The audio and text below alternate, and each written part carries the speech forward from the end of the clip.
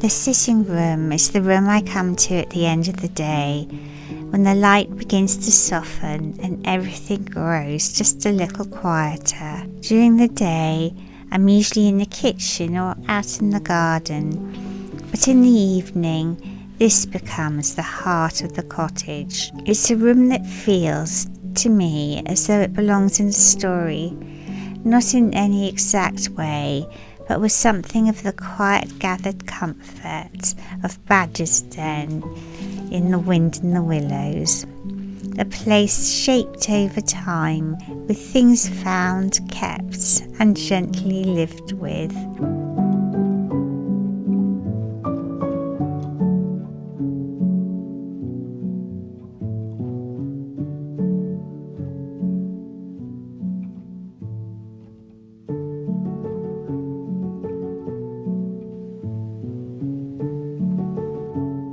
I like to begin here at the fireplace, sweeping out the ash from beneath the cherry red stove, a small necessary task after a winter of steady fires.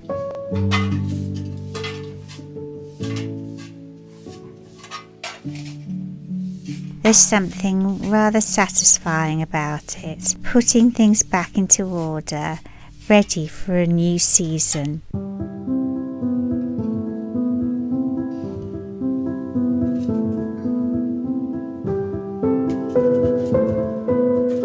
The logs and kindling are stacked neatly beside it, left now to dry slowly for the warmer months, in quiet preparation for another winter.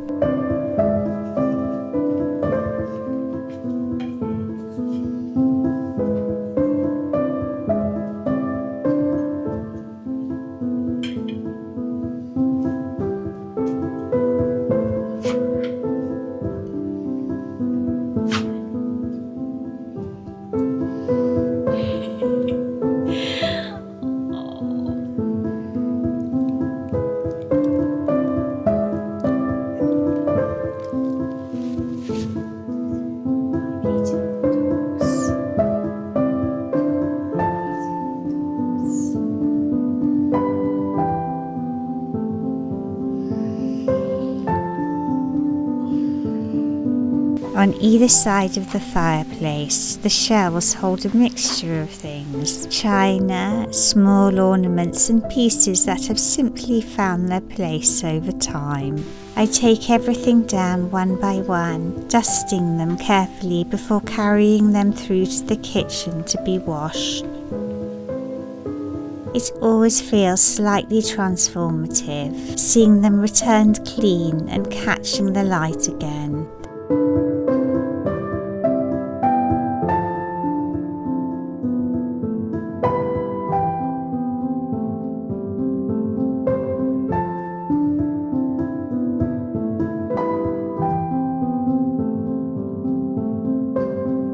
There are birds everywhere in this room if you begin to notice them.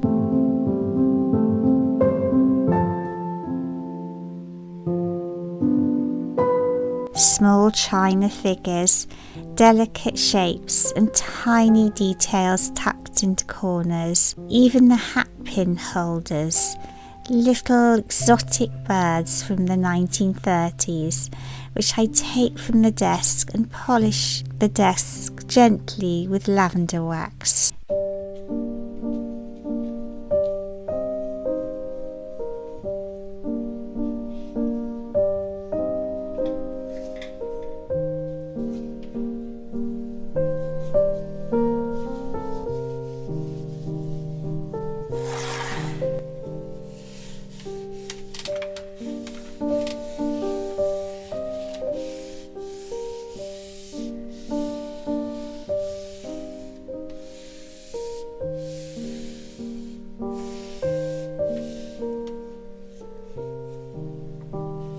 The scent lingers afterwards, soft and carrying memories of my childhood.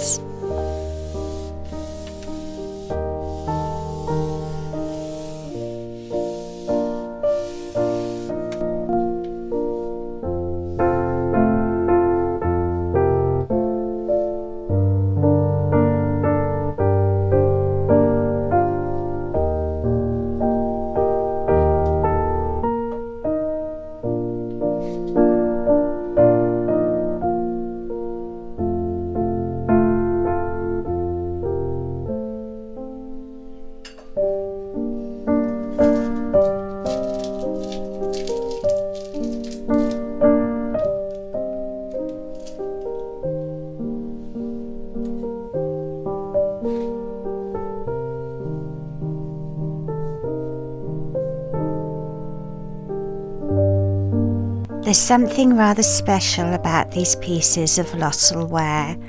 They're not grand or particularly rare, but they carry with them a quiet sort of history, the kind that feels lived in rather than displayed. This was the sort of pottery made for ordinary homes in the 1930s, produced by Keeling & Co. and the Staffordshire Potteries. It would have sat quite happily on a family table, brought out for tea or used every day without much ceremony.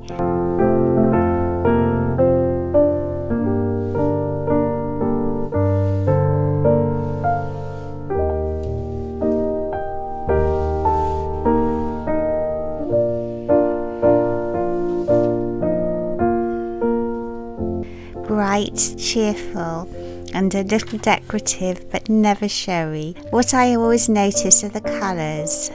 They have that slightly richer, more saturated quality you so often see in interwar pieces. Soft turquoise blues, warm oranges and yellows, and these gently stylised designs of flowers, fruit, little birds and curling foliage. There's something very uplifting about them, as though they were intended to bring a bit of brightness to the table, even on an ordinary day. And for me, there's a more personal thread running through it. My mother remembers her own family having Losolware when she was young, not as something precious kept behind glass, but simply as part of everyday life. Plates on the table, dishes passed around, the small rituals. I think that's why I'm so drawn to it. It isn't just about the pattern or the colour, although those details are part of the charm. It's the sense of continuity, of objects quietly carrying memories forward from one household to another. In a way, pieces like these feel very much in keeping with that 1930s and 40s spirit I'm always drawn to, the idea of making a home with what you have and finding beauty in the everyday. And perhaps that's why it still feels so at home here, all these years later. Some of my exotic bird hat pin holders sit along the deep windowsill of the 17th century cottage, and I take those down too to be dusted and washed. I always like how certain things echo one another. A parrot on a plate answering a parrot nearby, as though the room has quietly gathered its own theme.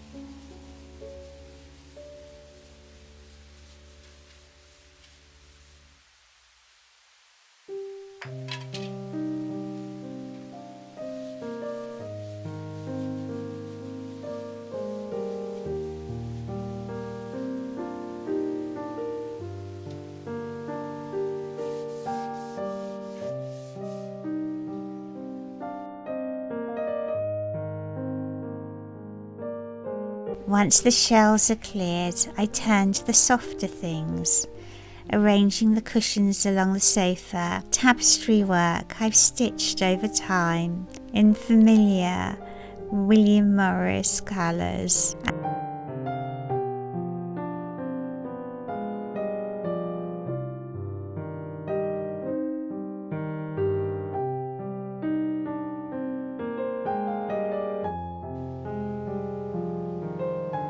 And the wool blanket that's been in use all winter, handmade by my mother in offcuts of the weaving she does on her loom. I carry it outside to shake it free of any dust and dog hair in the spring air. Outside everything feels different. The wisteria is in flower now. Long lilac strands hanging softly, moving slightly in the breeze. It's difficult not to pause for a moment here. And then I sit for a while at the small loom by the window, not with any great purpose, just adding a little more to the weaving I've already done. Small pauses feel as much a part of the day as the work itself.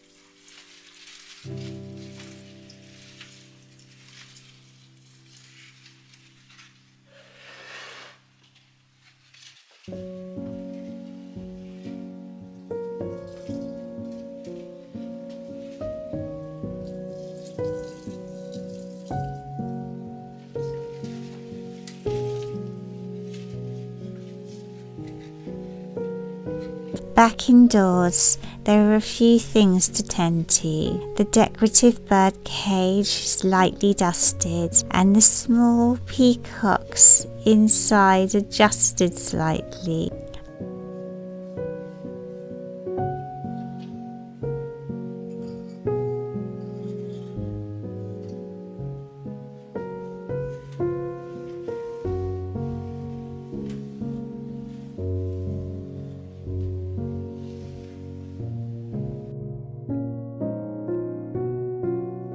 And I remind myself of a rather large silk lampshade I rescued from a skip, still waiting for its next life. I'm thinking it might suit something a little more elaborate, and I might paint it with exotic birds to match the rest of the room. By the afternoon, the light begins to change again, and it feels like the right moment to take the dogs out. The dogs are always ready. The bluebells are out now, scattered through the woods, that particular shade of blue that seems to belong only to this time of year.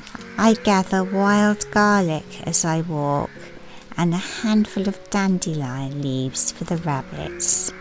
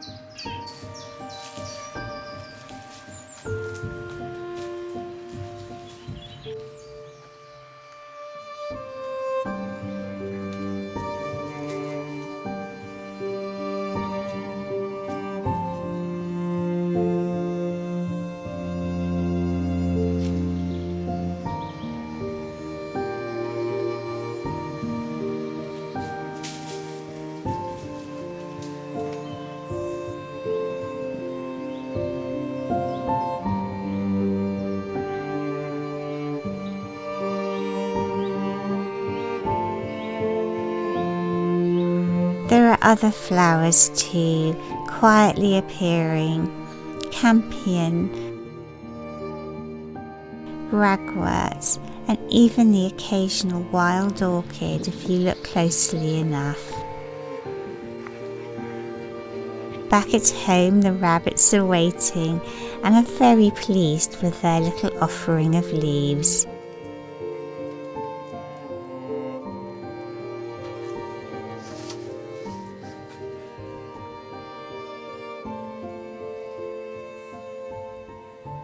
It's a simple sort of rhythm, these small repeated things that mark the day. With what I've gathered, I make a simple meal: wild garlic and cheese scones.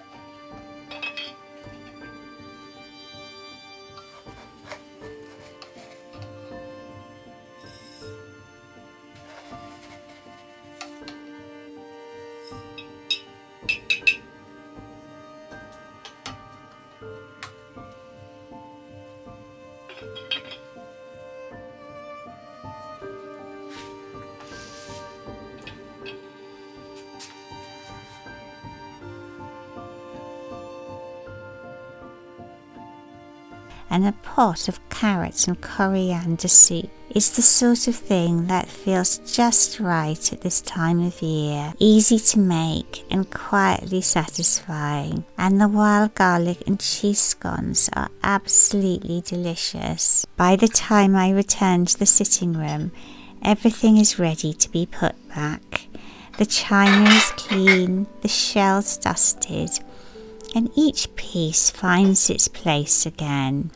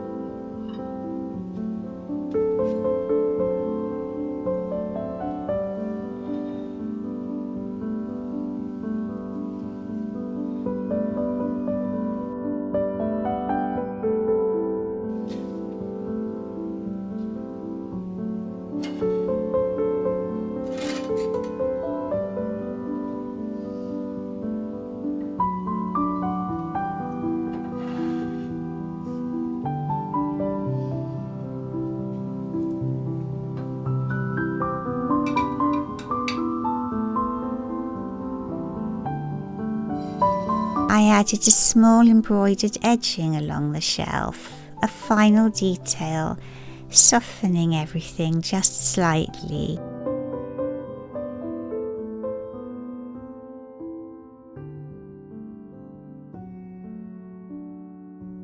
As the evening draws in, the room begins to feel like itself again. I settle down with the dogs and return to my tapestry work.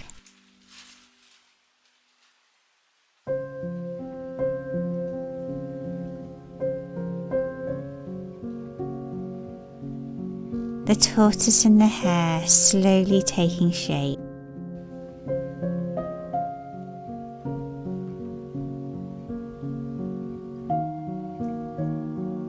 Another piece is already finished, a rabbit design waiting to be made into a cushion. There's always something ongoing. Even in spring, the evenings can still turn cold, and so I pull a rug around myself. The last of the light fading at the windows, the room feels warm again, restored but not changed, and quietly put back into order, ready for another season.